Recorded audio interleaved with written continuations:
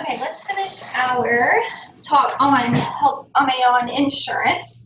So I think we're all kind of in the same place. So we need to add a few things for you guys. I want to make sure that we talk about some more vocabulary before we move on in the PowerPoint. So let's, where are we? COBRA, I think that was something I talked about with one of my classes, but I didn't talk about with both. COBRA, C-O-B-R-A. This is, you might add this to write this in on your paper. COBRA is a insurance that's paid month to month.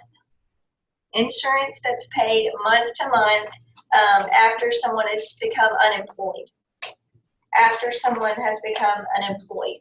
And basically what happens is, let's say if I quit working here at the school, the school doesn't necessarily have to pay for my insurance anymore. Kayla Davis, come to the office with your bank, please. But I do have to still be offered, I do still have to be given the option to continue paying for my own insurance. So I can pay for it every month, like month to month. The school might not put in their portion for me, but they could put it in, otherwise, whatever. So that is, month to month. Okay, another term you guys need to write down is Medicare. Medicare, M-E-D-I-C-A-R-E, Medicare.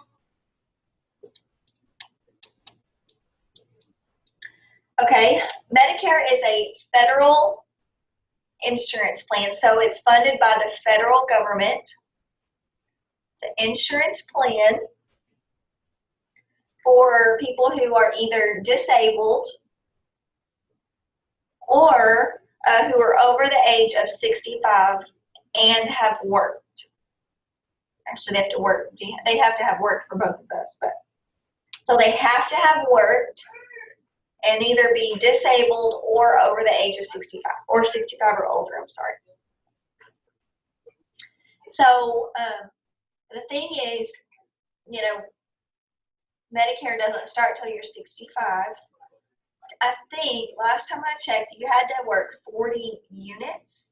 And my understanding is that a unit is a quarter. So it's basically 10 years. You have to have paid in taxes and Social Security, et cetera, not necessarily Social Security, but paid in taxes for 10 years work-wise. You have to have worked for 10 years in order to qualify for Medicare when you're 65. Now, if someone's disabled on the job and they have worked the amount of years they have to have worked, they can also get on Medicare. But it's a really long process and it takes a couple of years. Okay, the next one is Medicaid, M-E-D-I-C-A-I-D, M-E-D-I-C-A-I-D.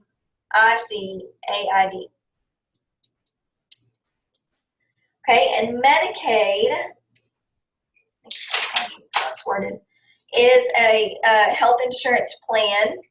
It's funded by the state, so like Texas funds Medicaid for people in Texas.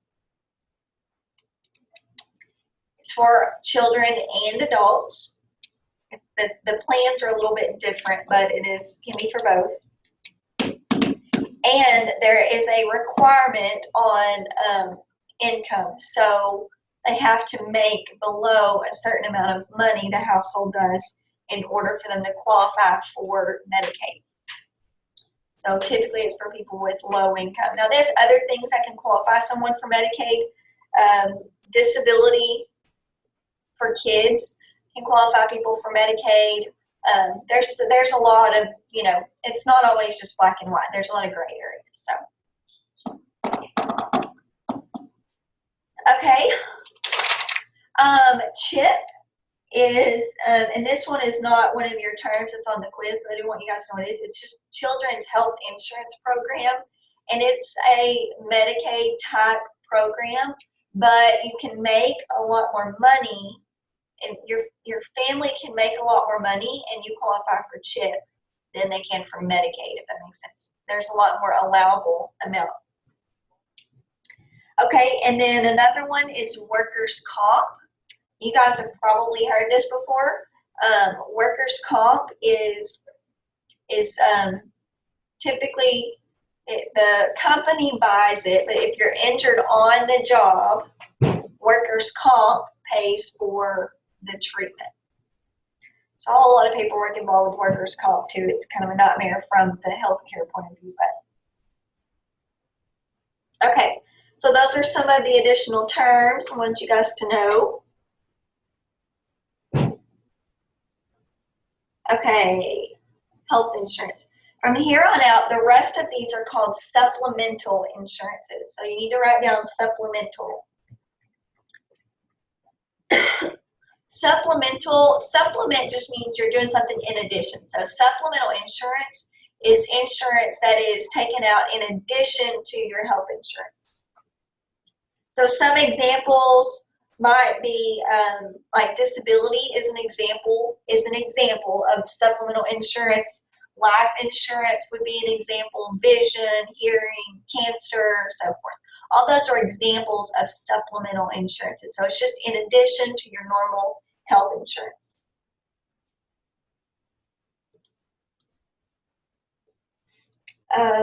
Make sure, yeah.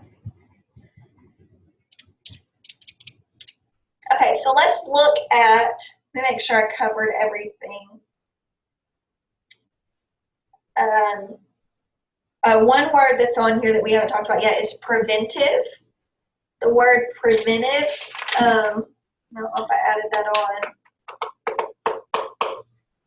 Okay, preventive just means to prevent illness or sickness or something like that. So preventive care is like, for example, you getting your shots before school starts. That's preventive care. Birth control is an example of preventive care. Mammograms, well checks for kids, like when I take Micah to the doctor to get his weight and height and they make sure that he's growing like he needs to. That's preventive care, trying to prevent being sick. So all of that actually is covered under all the employer health benefit plans. So that's preventive care. Okay, so let's keep going. So this next little section of the PowerPoint are all different types of supplemental insurances. So cancer insurance is specifically to treat cancer, cover treatment, therapy, whatever of cancer. Sometimes some of the insurances don't cover cancer. I don't really understand that, but anyways, it's just the way it is.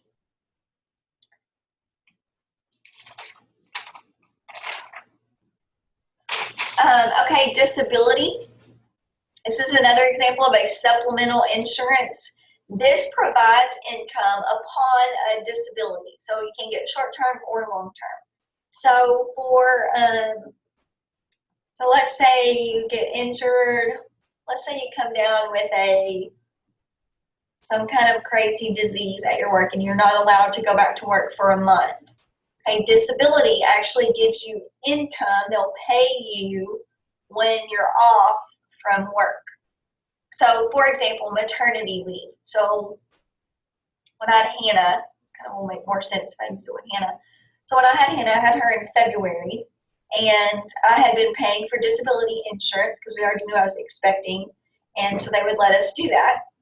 And that's considered a disability, what time you take off after you work.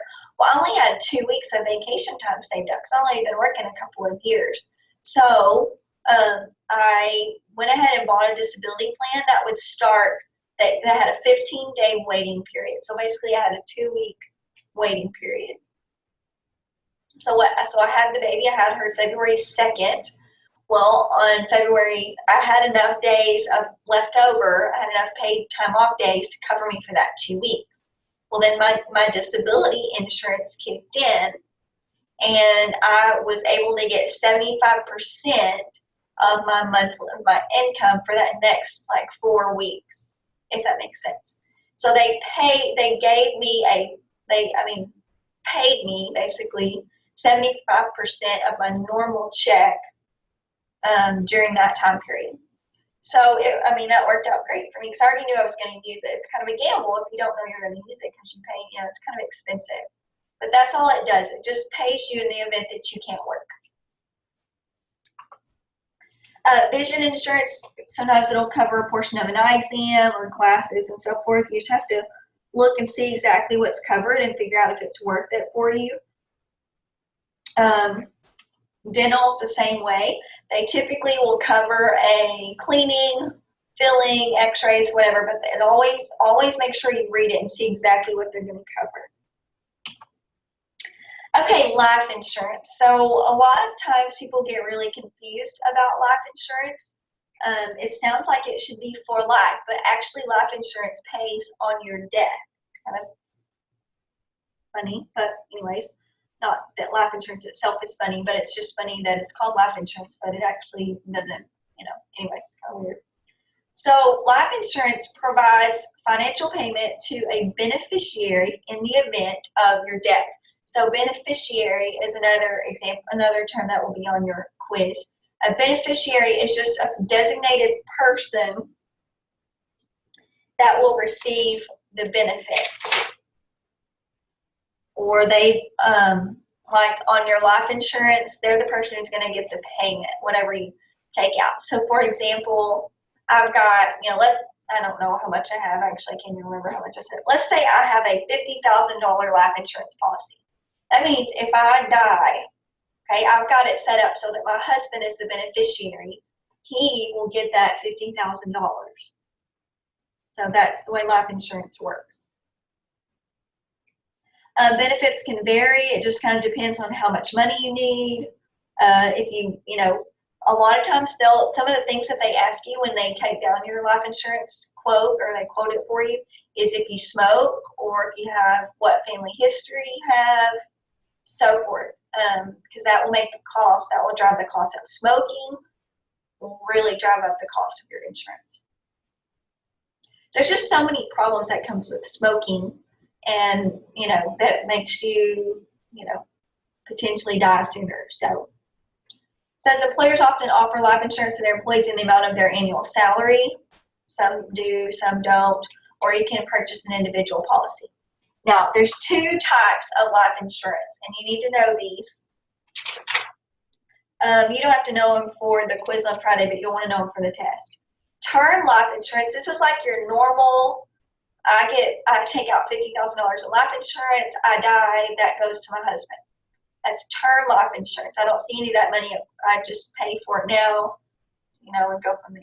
Whole life insurance is a little bit different. It's much more expensive, but it allows the holder of the policy to draw money out, kind of like a pension. So I pay in and I can draw money back out, kind of like a savings account, but there's a lot more to it than just savings account, but same idea. But also, can be assigned to a beneficiary for later on. So it's much more expensive that way. I just wanted you guys to get the kind of both of those ideas. Again, if you guys have any questions on insurance, email me or you can put the question in the basket if you're here in my class in Cooper. And y'all make sure you study these for your test. I've gone over all of the words on your quiz Friday, so hopefully you've written them down. And anyways, that's that. And y'all can have a wonderful, wonderful day.